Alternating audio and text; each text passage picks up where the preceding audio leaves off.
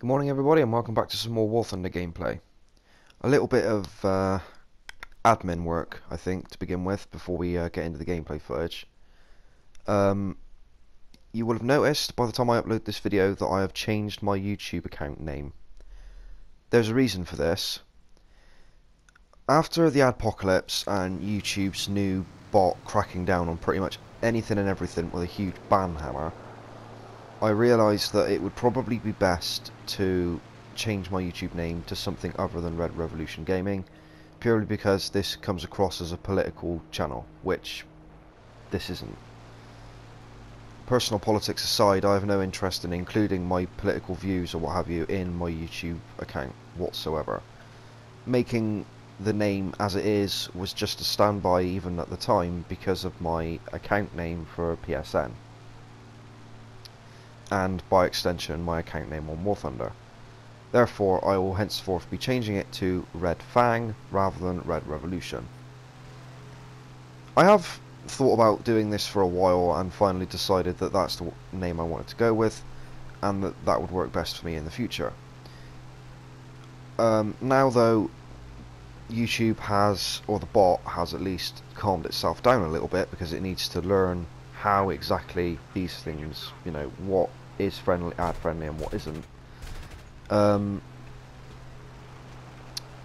Yeah, now that it's learnt what is and isn't ad friendly, it's going to be a lot more lenient with any luck. So once my channel hits 10,000 views, I will attempt to remonetize my channel.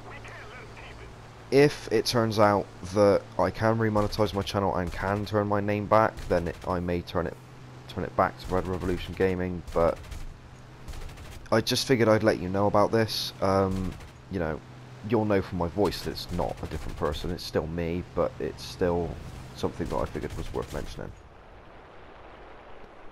Anyway, getting back into the gameplay. Recently, I've been playing Air Arcade. Yes, I know, ridicule me, slap me, do whatever you want to do, but I think, in my own personal opinion, there's a thin line between the people who enjoy arcade, the people who enjoy realistic, and in War Thunder there's always been a bit of a issue with the player community where people who play realistic think they're better than people who play arcade, and people who play simulator think they're better than everybody else. I'm not one of those people. As a matter of fact, I find arcade tanks quite enjoyable. Although I prefer doing my tank grinding in realistic, my aircraft grinding I still play arcade in, just because it's a much more target-rich environment, the setup isn't as serious, and you don't have to take it as seriously. It doesn't feel like there's as much on the line. It's, you know, if you go head-on with somebody and crash into them, it's just part of the fun. It's nothing to be annoyed about, it's nothing to be irritated about. Same goes with people who so say kill steal, which I don't think is a thing. It's a team game after all, you're supposed to work together. If you get a kill assist rather than a kill after dealing critical damage to an aircraft, then that's what happens. The only exception to this, of course, in my opinion, would be if you set an enemy plane on fire, because they will burn to death. It's just a matter of time. So that's the only exception for that, in my opinion. So, what am I grinding this time? Well, I want to do a video on the Peshkas and on the Tu-2s, specifically the Tu-2S and later variants thereof. So, I'm using my arcade setup at 3.7 with my I-153P biplane, the two 20mm cannons, which is a premium, and my Soviet P-63 Aerocobra, which is also a premium. You could say that I would earn a lot more experience and credits flying these aircraft in realistic. This is true, although, have you ever tried flying the P-63 in realistic? Or the I-153P for that matter?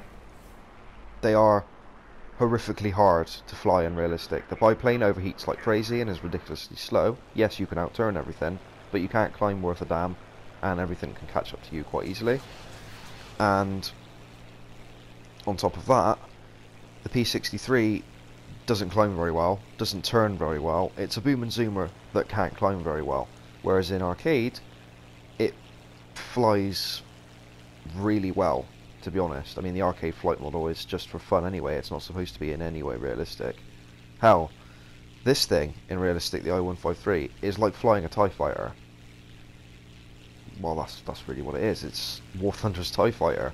It's ridiculous. The recoil from the 20mm guns does knock off your aim a little bit, but once you get used to it, this won't be an issue. Another little thing I'll mention as well, as we're doing aircraft today.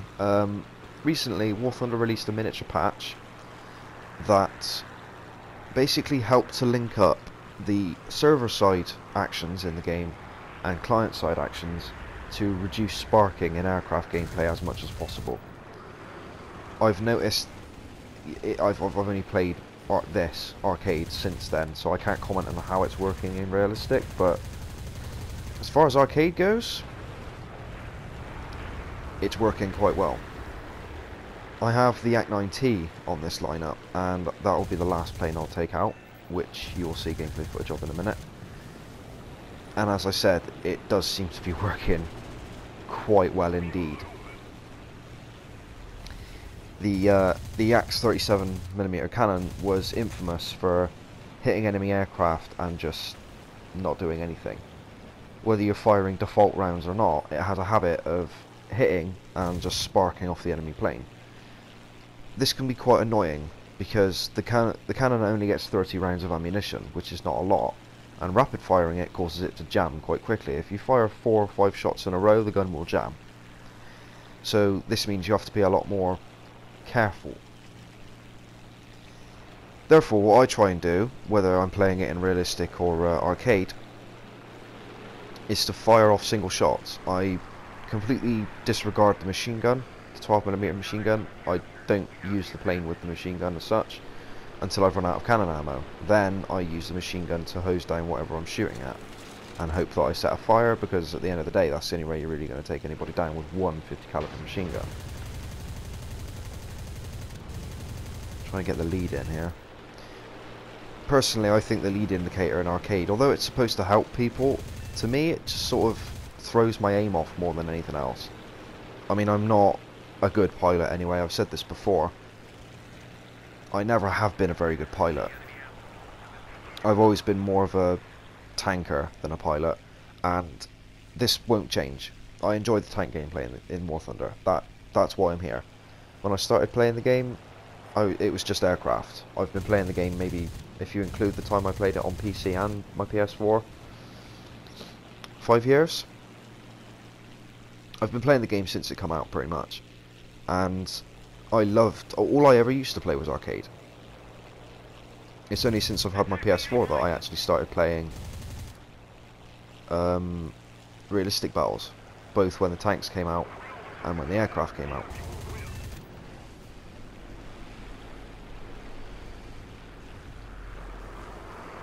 The I-153P is a plane that I will be doing a review on at some point, most likely in realistic, but I'm sure that'll be one of those moments where I'm trying to pull my hair out in a pathetic attempt to get any decent gameplay in it. Actually, screw it, we'll do a miniature review right now. Basically, the plane is very, very, very agile. Like I said, it's basically a TIE fighter. The guns are fantastic. You get 150 rounds per gun between the for the two 20mm cannons, 300 rounds in total. You can take bombs and rockets. Not very big rockets or bombs, mind you, but hey, it helps.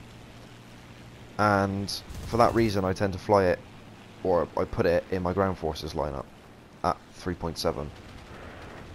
It's got a 3.0 battle rating in realistic and a 3.7 battle rating in arcade, so it works quite well here until you get shot down. Okay, so it's time to take out the Yak-T.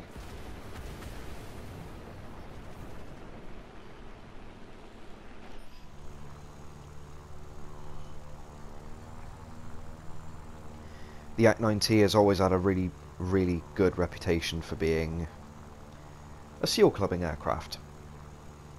Specifically in arcade, before War Thunder did this new patch to help with the sparking issue, which people have been complaining about for years at this point. Most people's main complaints about War Thunder has always been sparking in aircraft And what else was it?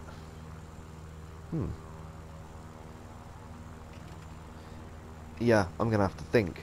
Um, as I say, I don't ever do commentary. Well, I do commentary. That's what I'm doing right now. I don't do scripts for my commentary unless I'm doing something very specific where I want to research as much information on the vehicle as possible. For example, there might be a video coming up of the Type 95 Hago, the Japanese light tank, which is a reserve vehicle in War Thunder. I may be doing a review of that or gameplay of that where I talk about the history of the tank, right? This isn't going to be too in-depth, it'll just be, assuming I actually get around to doing it. That was a cheeky shot right there. If I do get around to doing it, then I'll be doing it from Wikipedia information. Because as far as my sources are concerned, I'm not entirely sure where to go to get that sort of information on a tank like that. Anyway, I digress.